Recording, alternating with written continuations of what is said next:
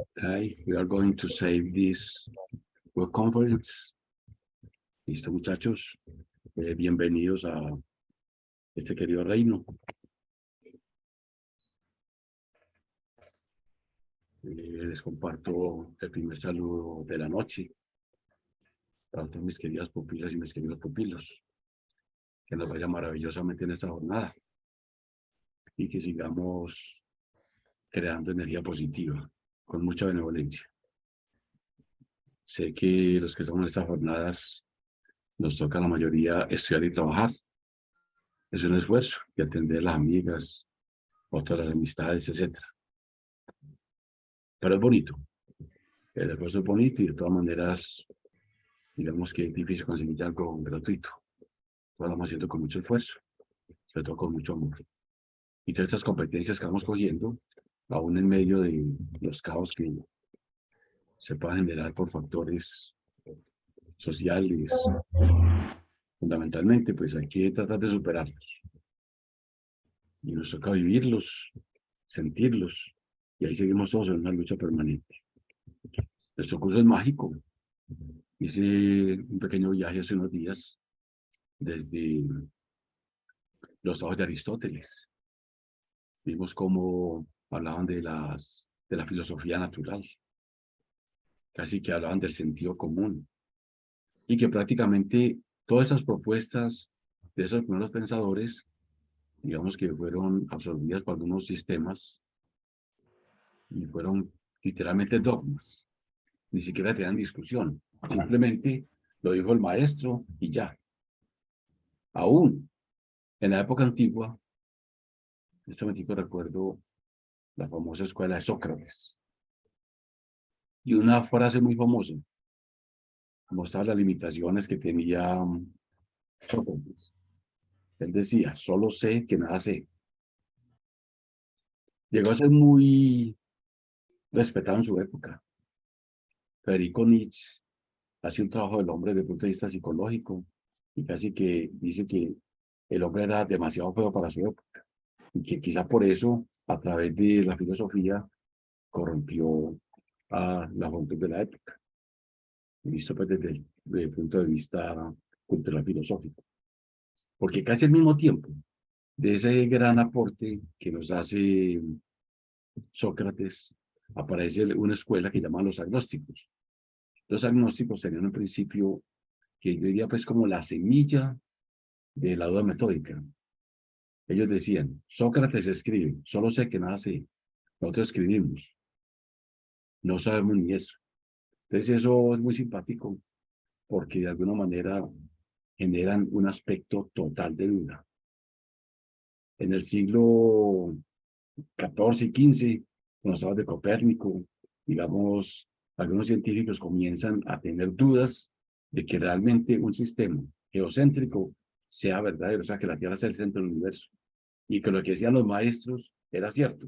No, desapareció trabajo, el trabajo de Renato Descartes con su duda metódica, su teoría mecanicista, que incluso la llega a ser tan diplomática y tan bien hecha que se les pone el rey a través de un sistema de engranajes, y el rey encantado, de una anécdota de él, ese hombre, René, esto es asombroso, es que esto se mueve solo. Dice, claro, rey, mire, eso se mueve solo. Y después cuando ya está muy emocionado, muy encarretado, el rey dice, oye, hermano, ¿y dónde está Dios? Pero ¿cómo así que Dios? ¿Lo necesitaste para algo ahí? Y no, hombre, hay que ponerlo, hermano. Hay que ponerlo. Una época muy conflictiva. Casi por esos días aparece Bacon. El señor Bacon se interesa mucho por la experimentación. Galileo, experimentación. O sea, habían cosas que no le cuadraban, pero había una influencia negativa de la iglesia. Recordemos que días antes, justamente en la época de marzo, Bruno Giordano, que era su amigo del alma, es quemado en la hoguera. Eso lo deprime, lo atormenta, y cuando Fiscalía manda por él, entonces Galileo dice, realmente uno borracho dice muchas cosas y me retracto de todo lo que alguna vez hice. Incluso es famoso, por ahí está esa carta de él donde él invoca eh, como a las 11.000 vírgenes, a San Berenice, a San Juan Evangelista, a todos los demás. Pero la iglesia, a pesar de todo ese arrepentimiento, le hace un ostracismo, o sea, una extradición, y el tipo muere flaco, ojeroso, cansado, posiblemente sin ilusión. Digamos, hoy en día, pues hay una crítica constructiva. Sistemas islámicos extremos contra la religión, contra la política, contra el gobierno, reformas sociales, laboral, pero todo. Es un conflicto, porque no hay división de poderes. Esto está así con las dictaduras, en algunos reinados, etc. Pero de alguna manera, con esto quiero sentar simplemente la importancia de las críticas constructivas para el conocimiento. Entonces, ya digamos que a partir del siglo XVI-XVII, pues ya la experimentación se vuelve un tema fundamental. Y de hecho, aparece en la literatura lo que muchos llaman, vamos a decirlo acá, el método científico. ¿Qué tiene interesante eso a lo que pasa hoy en día? De que el método científico, digamos que en un principio se le aplica básicamente a las ciencias naturales. Hoy en día, pues sabemos que las ciencias sociales también tienen su método. Obviamente que el método no puede ser el mismo. Pues es que las ciencias empírico-analíticas, como la ingeniería, tiene la capacidad de predecir comportamientos de los astros, comportamientos de la materia, de las balas, de los cohetes. Las ciencias sociales no. Que hay algo que produce una gran transformación en el mundo. Por ejemplo, la alfabetización, enseñarle al mundo a leer y escribir, eso es maravilloso. Pero puede ser de que sea muy fuerte en un sistema y en otro no le interese. Sistemas de planificación, pues ya en unas partes, en otras no. De los problemas sociales. Una guerrilla puede llegar a un lugar y encontrar un terreno muy apropiado. Y con los mismos principios llegar a otro y no encontrar ese terreno.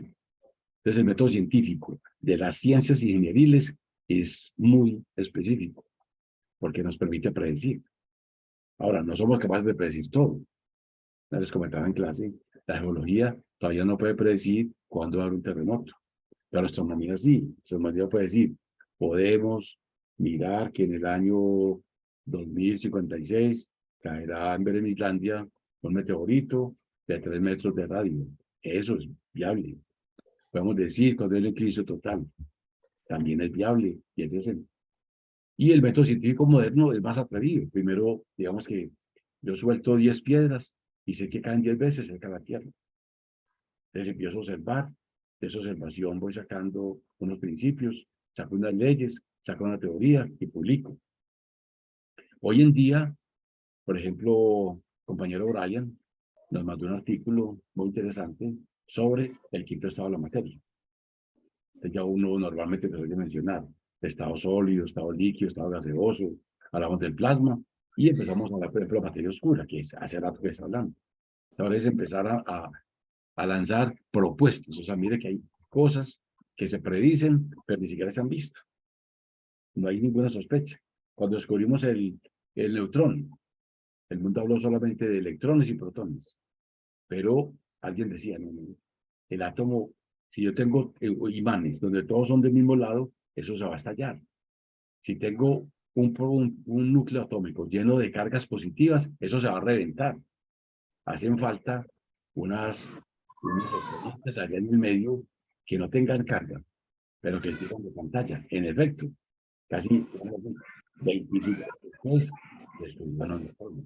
Mire que la ciencia no tiene un único método, tiene distintas formas de descubrir. O sea, hay gente que está sospechando cosas y necesitamos gente sospechosa. Pues va a ser ciencia si tenemos gente sospechosa. Si no hay gente que sospecha cosas, es muy difícil. Luego de esta parte, aprendimos y estuvimos hablando de sistemas de medida. Voy a ponerlo por acá. Sistemas de medida. Sistemas de medida. Y en los sistemas de medida, vuelvo a retomar otra vez lo que digo siempre. Todos estos sistemas de medida pueden llegar a ser muy políticos. No quisiera que el sistema fuera todo el mundo MKS, Sistema Métrico Asignado como enseñanza primaria. Pero eso no funciona. El que tiene el poder ya va a tener ventaja. Pasando esa partecita, estuvimos estudiando hasta los elementos por operaciones con vectores. Estuvimos hablando de suma. Y en especial vimos que había un método gráfico que es muy útil, pero que requiere instrumentos. Entonces yo puedo hacer un análisis de acuerdo al viento que le está dando al avión de cola y a la fuerza del motor y sospechar en qué dirección se está moviendo el avión, si se me está torciendo el rumbo y cómo ir enderezando. Eso va muy preciso con instrumentos. Y otro método es el método analítico que me da preciso. Digamos, aquí tengo computadores trabajando, tengo calculadoras, entonces tengo cada vector descompuesto en X y en Y, luego somos sumatorias de X, sumatorias de Y, hallamos la resultante por Pitágoras y hallamos el ángulo por 30 a la menos 1. Estas medidas que me dan acá son muy similares a las medidas que me dieron para el método gráfico, solo que estas son precisas y las otras aproximadas. En efecto, todos los instrumentos me dan unas medidas que van a depender. Van a depender de qué tan calibrado esté mi aparato. Pero yo estoy trabajando con un transportador de 1.000 pesos, pues hombre, lo que es, todas sus ganancias. Aún así, vimos compañeros que les dio un ejercicio que hicimos allá en clase, le dio algo así como 41 y medio, 42 y medio, y los que lo hicieron con calculadora les dio el mismo valor. Ya no está la diferencia, que si en calculadora, por ejemplo, 9,87, midiéndolo con reglilla, va a dar 9,9, y es que es obvio, pero es que 9,9 a 9,87 es un resultado excelente para una medición. Todos los instrumentos del mundo tienen que estar calibrados.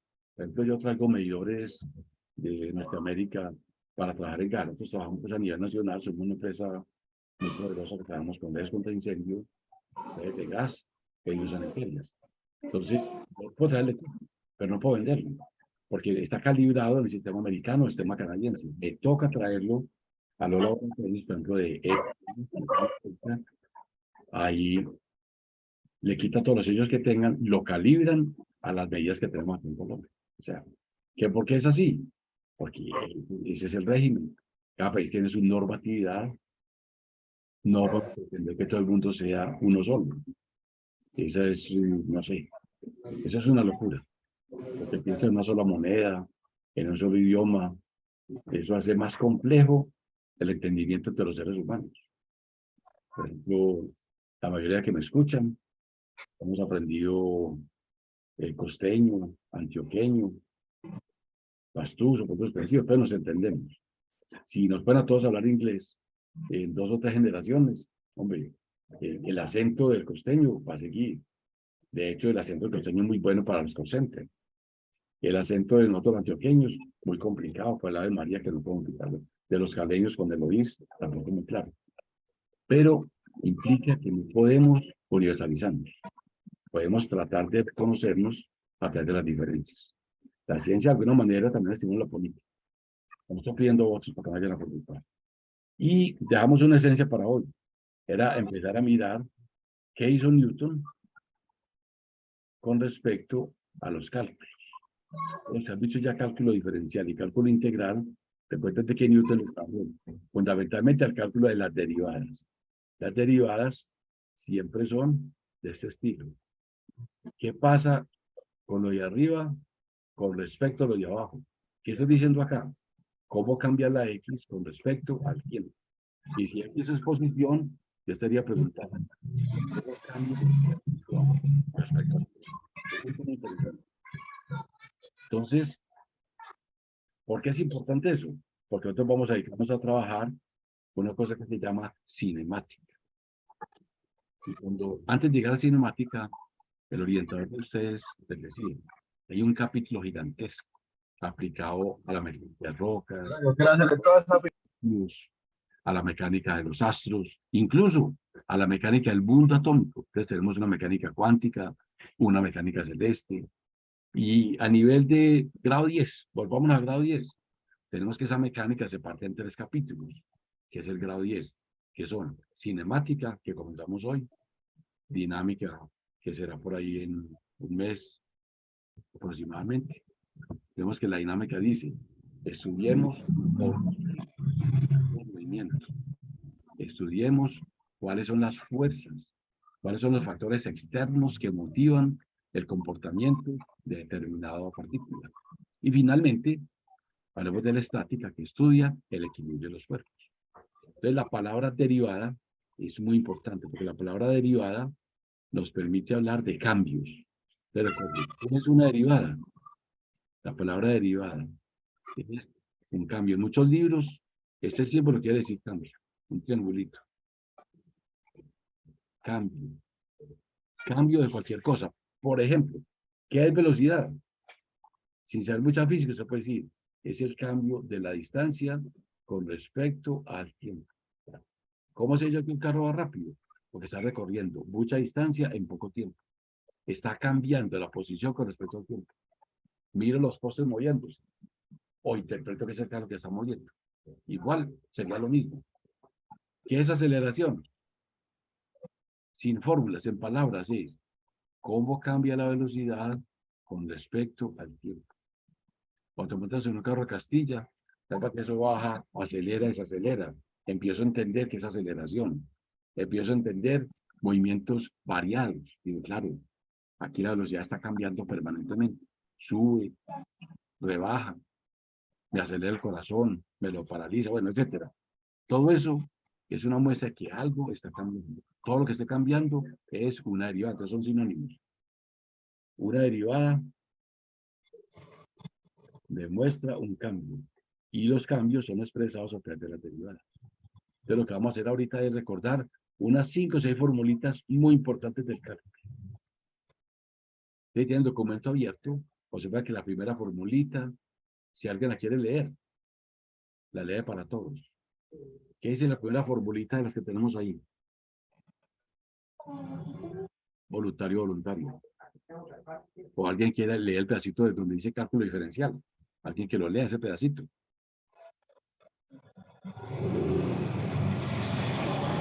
¿Quién quiere leer? Jorge, Lina, Manuela, Adriana, Kevin.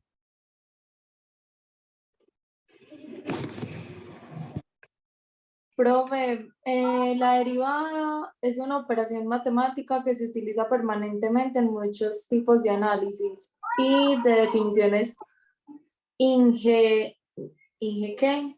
Ingenieriles, Eso es. financieras, químicas, diarias, para indicar que una variable está cambiando con respecto a otra. Cada que encontremos que existe una variable cambiando con respecto a otra, nos estamos refiriendo matemáticamente al bello concepto de derivada. Cuando vamos en un auto concentrados en la velocidad, podemos percibir que el vehículo se acelera o desacelera. Y es una emocionante sensación que estimula los sentidos y hasta nos alerta.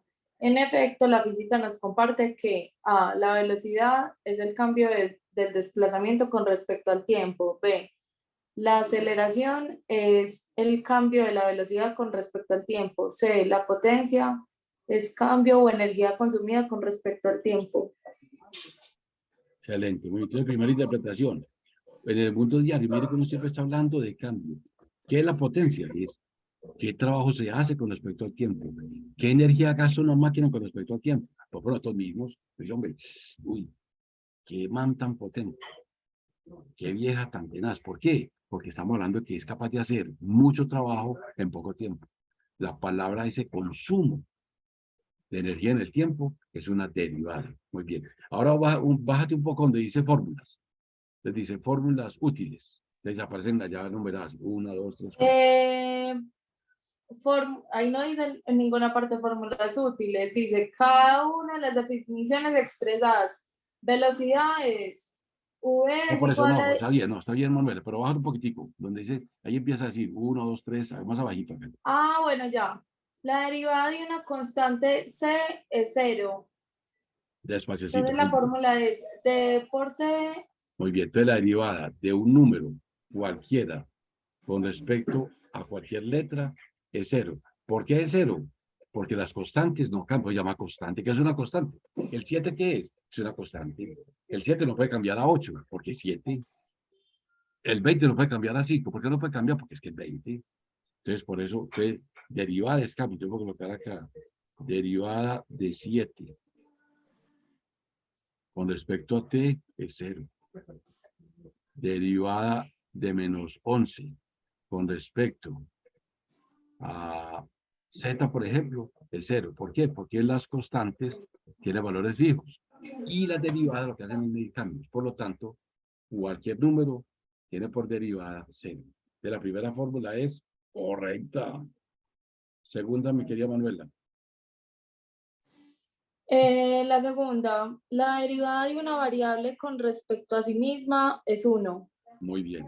Entonces es obvio. Aunque usted no supiera matemáticas, sabe que cualquier cosa, sobre la misma cosa, da 1. Si yo tengo de t con respecto a t, eso da 1. O sea, lo que sea. Derivada de matacaballo con respecto a matacaballo, eso nos da 1. O sea, cualquier cosa con respecto a sí misma es 1. Hasta aquí llevamos 2 que son, entre comillas, muy inmediatas. La tercera empieza a abrir el cálculo que ustedes van a ver el próximo semestre o que muchos están viendo a partir de este momento. Déjeme la tercera, por favor. La tercera, la derivada de una potencia es una regla fácil de recordar. Se baja el exponente a multiplicar al coeficiente a y se coloca la misma base elevada al exponente inicial n disminuido en 1. Muy bien. Entonces voy a hacer, esta es la más importante, tal fue la tercera. La tercera es tan importante que usted mira cualquier libro de cálculo y le van a decir, sacar derivada es restarle 1 al exponente. Y cuando haga el próximo curso, que llama cálculo diferencial, le van a decir, la integral de una potencia es el exponente que tenía más 1. ¿Por qué más 1? Porque en derivada se lo quitamos. En la integral, como es la contraria, se lo suma. Entonces lo que está encaramado, al igual que los logaritmos, se lo bajamos. Entonces esto será a por m, y al exponente le rebajamos 1. Vuelvo y digo, en general en los libros aparece que sacar derivada es restarle 1 al exponente. Ejemplos de eso, vamos a hacer una plana. Por ejemplo, derivada de 5x a la 8 con respecto a x. Entonces, ¿cuánto nos da? Primero que todo multiplicamos 5 por 8, 40. Y a la letra le restamos 1, entonces nos queda 7. Entonces vuelvo y repito. Sacar la derivada a una potencia es restarle 1 al exponente.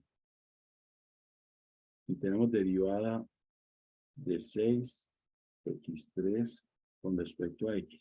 ¿Quién se atreve a decirme la respuesta?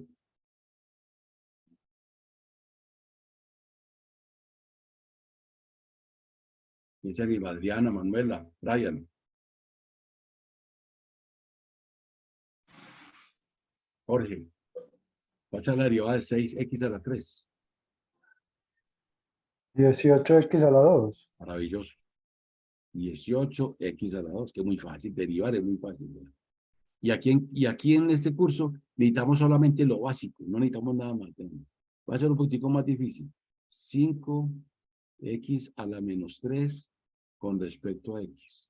¿Quién se atreve a decirme la respuesta de esto? Pueden pasterear o llamar a un amigo. Hágale.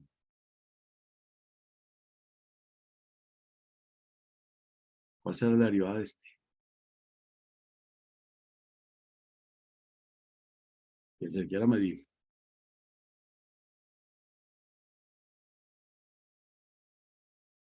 ¿Cuál, Que se quiera profe? medir. 125x a la menos 2. ¿Por qué me dice que 125? Menos por menos a menos 125. ¿Por qué 125? Menos 15. Mire que con lo que dijo alborotó el perrito. Menos 15x. ¿Y cuánto nos queda el exponente? ¿Menos qué? Menos 2. ¿Menos 2 o menos 4? Menos 4, profe, sí, menos Muy 4. bien. No, pero muy bueno el truco tuyo para engañar a la gente. Muy bien. Y cuando hay un exponente negativo, uno lo escribe así. Eso era menos 15 sobre x a la 4, recuerden. Los exponentes negativos, si están arriba, se bajan y quedan positivos. Si están abajo, se suben y quedan negativos. Esa es la razón de ser Ella. de los exponentes negativos. Entonces, ahí en el tablero tenemos, hasta el momento, las 3 primeras fórmulas fundamentales del cálculo diferencial. Mire cómo interesante. Esta charla la estamos grabando y monitoreando para evitar cualquier distorsión. Yo las comparto. Apenas terminemos la charla, se las comparto. Entonces vamos a pasar a la cuarta propiedad, aprovechando el patrocinio de nuestra querida lectora. Listo. Ah, no, profe, pero yo cobro por lectura. Se estaba demorando. Yo ya estaba, No salió cara. No yo salió estaba ya cara. preocupado, muy preocupado que hacía rato que no me cobraba. Yo, esto está extraño. Yo estaba pensando que le estaban leyendo una impostora. Ustedes facturan ya. Obvio. Ya me está haciendo lo de Shakira. Me factura, no, qué cosa, Dios mío. Listo, déjame la cuarta, por favor, antes de que me factures. Ya le paso la cuenta de cobro, profe. La Capaz. cuarta. Sí, La derivada respeta las constantes que multiplican. muy bien. Entonces, por decir algo, tenemos la derivada de un número y cualquier cosa, una función cualquiera, con respecto a X. Siempre que tengamos derivadas, las podemos sacar. Entonces, esto será lo que sea por la derivada de lo que esté la derivada con respecto a X. Cuando vean el curso de cálculo integral, que este es el símbolo integral, va a aparecer, por ejemplo, un número, una función de X cualquiera con respecto a X. ¿Y qué podrá hacer usted? Sacarlo. Entonces, a la integral de e de X con respecto a X. No importa lo que dé. Lo que estamos diciendo es que si hay constantes en las derivadas, o si hay constantes en las integrales, no se preocupen. Sacation. Usted las puede sacar y hacer la operación de adentro sin ningún problema. La quinta también es muy importante. Dígame la quinta. Claro que sí. La quinta. La derivada de una suma es la suma de sus derivadas. Maravillosa propiedad. Entonces tengo una suma de funciones. Pero a todas las que usted quiera. Entonces usted puede hacer un truco sencillo y es hacer de cuenta que la primera le puede sacar la derivada. Y por aparte, puede la segunda y le saca la derivada y los dos resultados los suman. Y eso es correcto. Por ejemplo, usted le dice, pues sacamos la derivada de 8x7, pongamos menos 3x4 con respecto a x. Entonces una persona, incluso mi lectora, puede decir, podemos hacer dos pedazos. La derivada de 8x a la 7 con respecto a x y mirar cuánto nos da. Menos la derivada de 3x a la 4 con respecto a x y mirar cuánto nos da. De una vez podemos decir, lo que esté encaramado se baja. Entonces, ¿qué nos queda? 8 por 7, 56, x a la 6. Menos, este encaramado, 3 por 4, 12, x a la 3. ¿Qué puedo hacer ahí? Solamente orar. Yo solamente puedo sumar arepas con arepas, puedo sumar bananos con bananos. Eso se llama la ley clausurativa. Todo lo que podemos decir. Listo. Ya, solamente para que menciones, lee las 6. El que quiera pues, seguir leyendo, sigue. Me interesan estas 5 básicas. Lee las 6, por favor, Manuela. Sí, la 6. La derivada de un producto no es producto de sus derivadas. Esa operación tiene una regla especial. La derivada de un producto es el primer factor por la derivada del segundo más el segundo factor por la derivada del primero. Muy bien. Por desgracia, muchos de ustedes no tuvieron la dicha de estudiar cálculo diferencial en bachillerato. Pero no importa. Con estas 5 primeras fórmulas vamos a acabar el curso. Y de vez en cuando, si necesitamos un seno, un coseno, ahí están las formulitas después de donde está leyendo Manuela. Ahí pueden encontrarlas. La del logaritmo natural, la del seno, la del coseno. Me interesan básicamente estas primeras 5. Cualquier otra que necesitemos, pues yo les voy a hablar. ¿Por qué necesitamos eso? Porque todos los temas que vienen van a necesitar vectores y van a necesitar elementos sencillos de cálculo diferencial o cálculo integral. Nosotros en especial ahora nos interesa cálculo diferencial. ¿Para dónde vamos? Vamos a dedicarnos a estudiar un capítulo maravilloso, se llama la cinemática. Sabemos que la palabra cinemática son 3 capítulos de una rama gigantesca que se llama la mecánica. El segundo capítulo se llama la dinámica. Viene el término dinos, que quiere decir fuerza. Bueno, aquí se le regó la pinta, pero solo perdemos que se me haya regado la pinta. Que mi papá me echó borrador. ¿Eh? Se lo botó por allá. No quiero estar el borradorcito, yo lo puse ahí en bueno. Bueno, aquí la acá dinámica.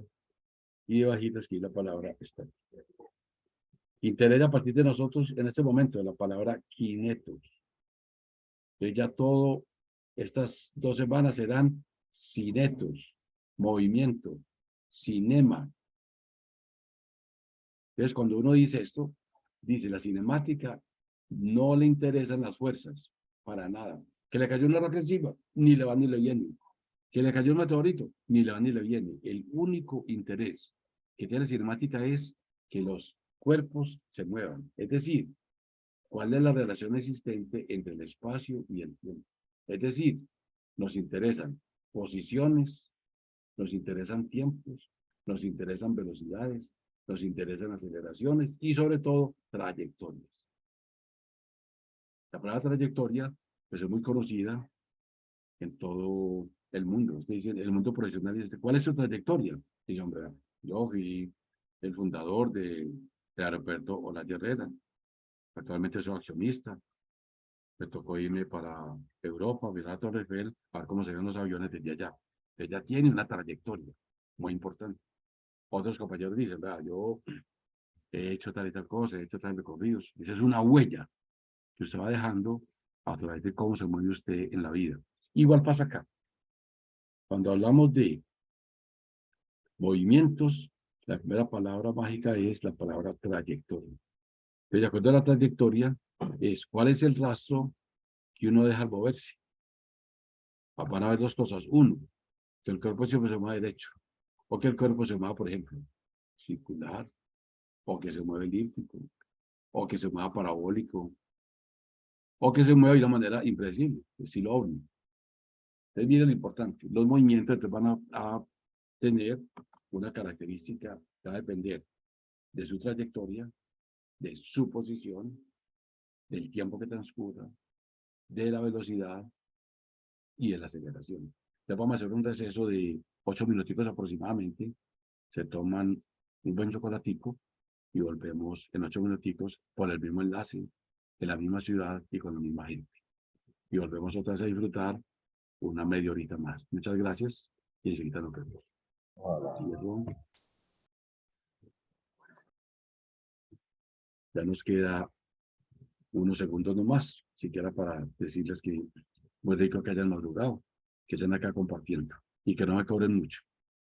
Espero que el cobro sea suave, ya sea con galletas traídas de Europa o algunas galletas de Link. En un ratito nos vemos. Comparto.